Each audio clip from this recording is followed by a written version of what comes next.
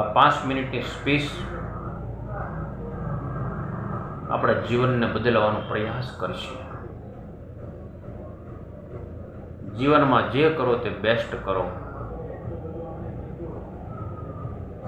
તમે સવારે ચાલવા જાઓ તો કોઈને લાગવું જોઈએ બગીચાની અંદર કે વ્યક્તિ કસરત એકદમ બેસ્ટ કરે છે.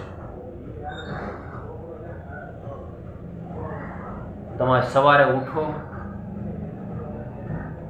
તમારી પથારીને વ્યવસ્થિત સંકેલીને કમ્પ્લીટ કરીને મૂકો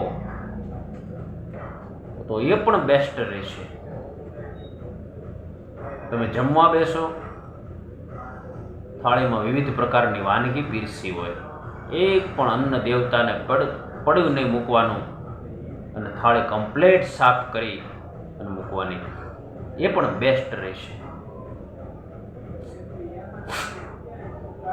તમે કોઈની સાથે વાત કરો તો પરફેક્ટ વાત કરો, એમને જરા પણ દુઃખ ન લાગે તો એ પણ બેસ્ટ રહેશે.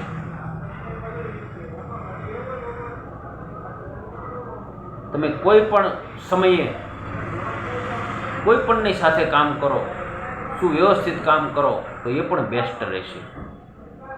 મિત્રો, જીવનમાં આપણે જે કાંઈ કરીએ ને એ બેસ્ટ કરીએ, કારણ કે ઉપરવાળાએ આપણને જે ફરજ અદા કરવા મોકલ્યા છે ને એ બેસ્ટ ફરજ અદા કરવા મોકલ્યા છે. અહીંયા પરમાત્માની ભક્તિ કરીએ સવાર સાંજ, જે આપણે સમય રાખતા હોઈએ 10 મિનિટ, 15 મિનિટ કે અડધો કલાક, એ પણ અડધો કલાક પૂર્ણ કરીએ, બેસ્ટ કરીએ. જીવનમાં જે પણ કરો એ બેસ્ટ કરો. આ સંજય રાવલજી એમના સ્પીચની અંદર આની ઉપર ઘણી બધું ભાર મૂકતા હોય છે કે તમે જે પણ કરો તે બેસ્ટ કરો. મિત્રો, આ વાતો એટલા માટે છે કે આજે મોટિવેશનની દરેક વ્યક્તિઓને ખાસ ને ખાસ જરૂર પડે છે.